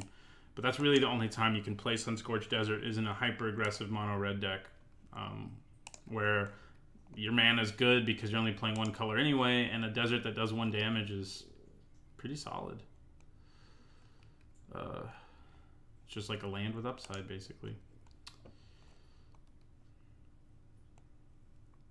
Okay. Oh, good, I drew a land. That's kind of what I was hoping would happen.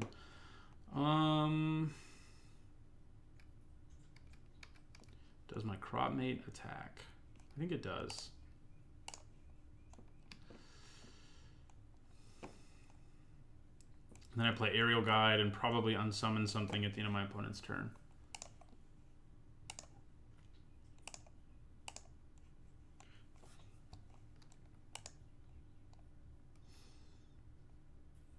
Then we can do the Aerial Guide Top Crop Elite thing again, which is pretty nice. I don't want to play Dauntless Haven because it dies. Our opponent probably sided in 1 or 2, maybe a second Blur of Blades. And I don't really want to deal with that. So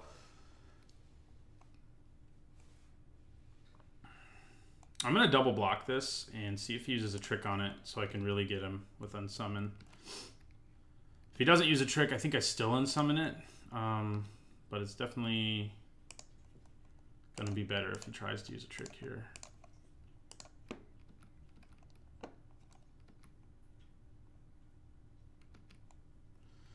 Yeah, we're just going to unsummon. What's happening? Cycling. I'm okay with that. Your opponent is definitely mono red.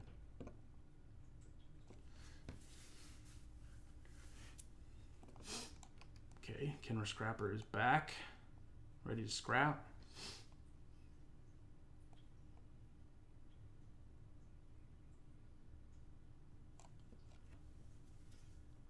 Supreme Will.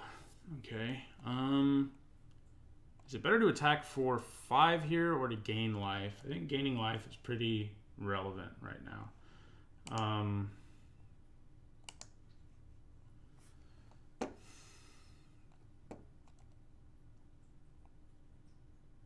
Yeah, and I can't really chump either of these guys with Sacred Cat anyway.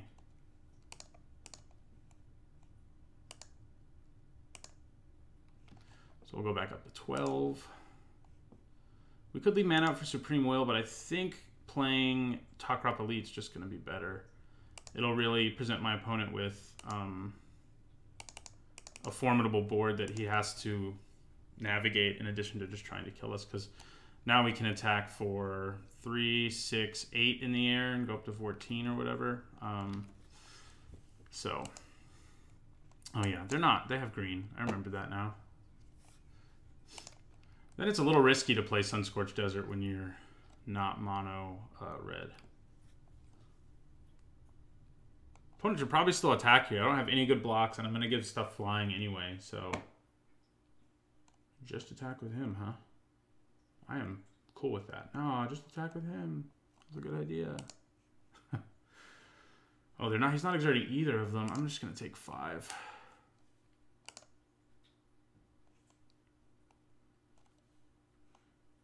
Okay, that Naga is large. Land. Okay, so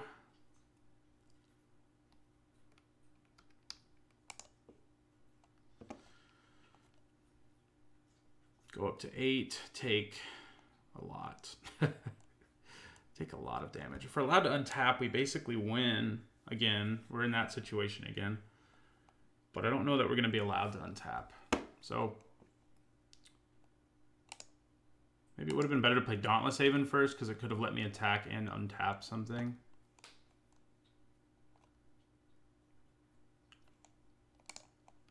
I'm going to do this again.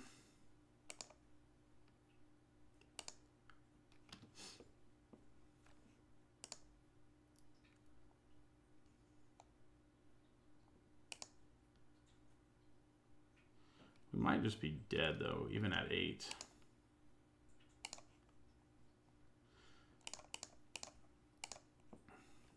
We're in trouble if we're not dead. I mean,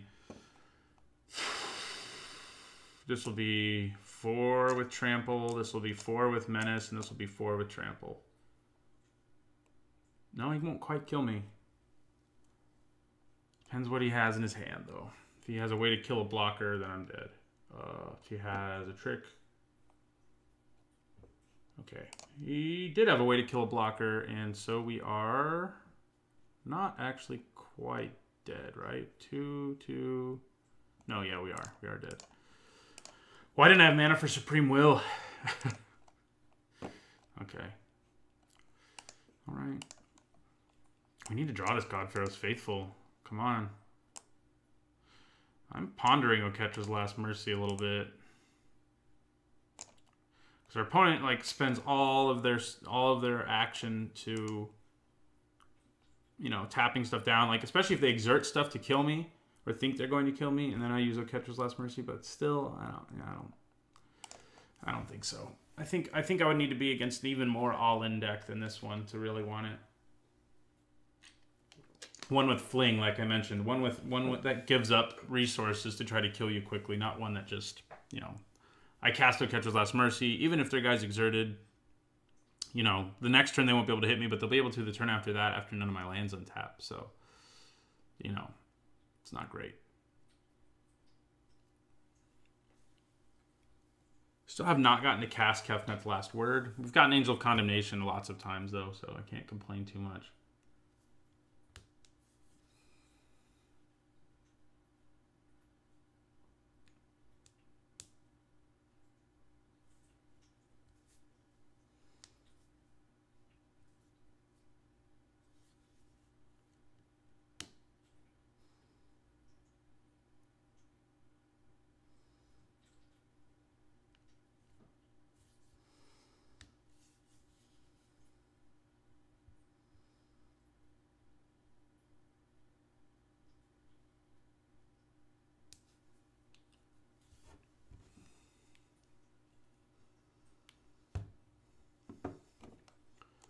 All right, I would like to play first.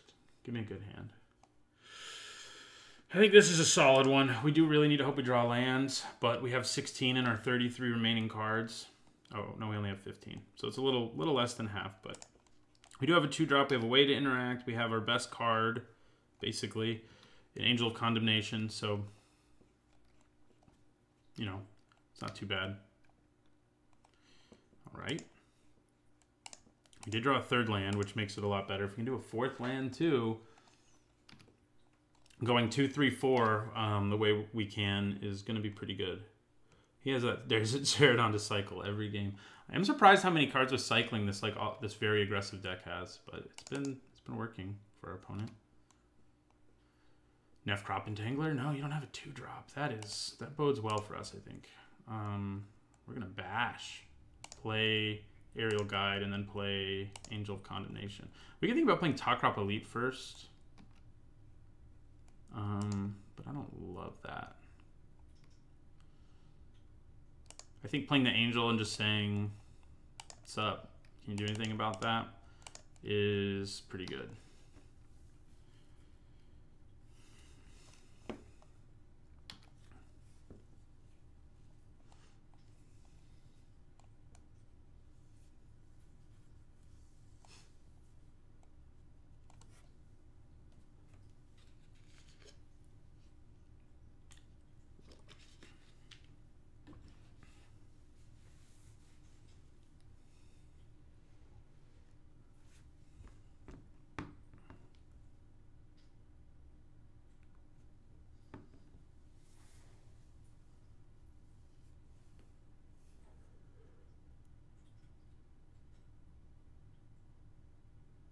Another cycler, okay. We're also okay with that.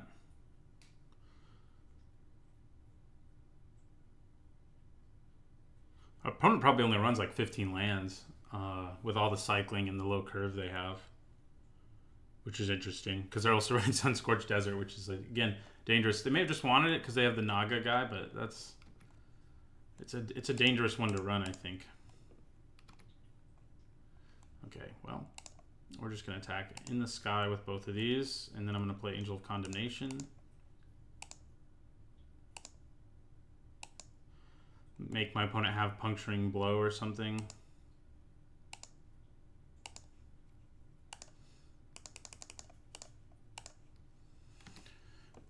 So our Angel has loved us. Our Kefnet's last word has not been as nice. So he doesn't have double red for Puncturing Blow. We have that going for us.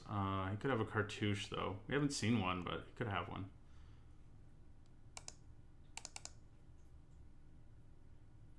Okay, well, if the board stays like this, I think I just spend the rest of the game... What are you doing with 1 mana? Cartouche. Oh, God. Ugh. We're going to take 9 to the face. Okay, that's fun. Thanks for that. Yep. This is exerted, though. So, well, it's not great. It is not the end of the world. Yeah, so we're going to attack with everything here.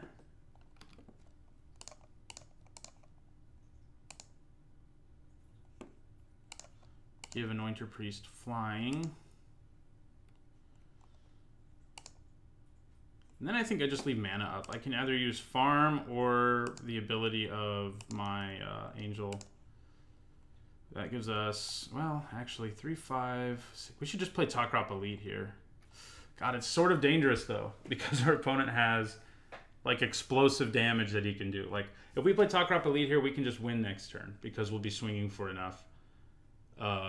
But if he has a way of dealing more than 5 this turn, we're going to be in trouble.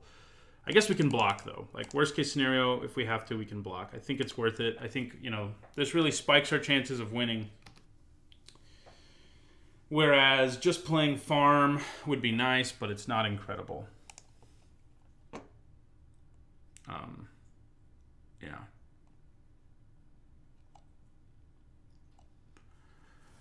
If they don't have Puncturing Blow, man, I feel pretty good because we haven't seen Open Fire yet. There's a good chance they have it, I guess. I think I just take 5 if he hits me. If he swings, I think that's what I do. Risky, yes, but it's what we're doing here. We go to 5. What do you got? You got something? No, you're dead. So, because this is 3, 7, yeah, our opponent's just dead. Does Magma Spray save them? If they Magma Spray that, it would have saved them, but they didn't. That was a stressful game. Both times where we won, it was like, I don't know. We were at single-digit life, you know, but we did it. So 2-1, another 2-1. My standard, about how I've been doing in this format for the most part. So yeah, another 2-in-1. I'll see you guys next week. Don't forget my content's sponsored by 5colorcombo.com. You can head over to their website and use my discount code NITZAHONE5 for a 5% discount in their store.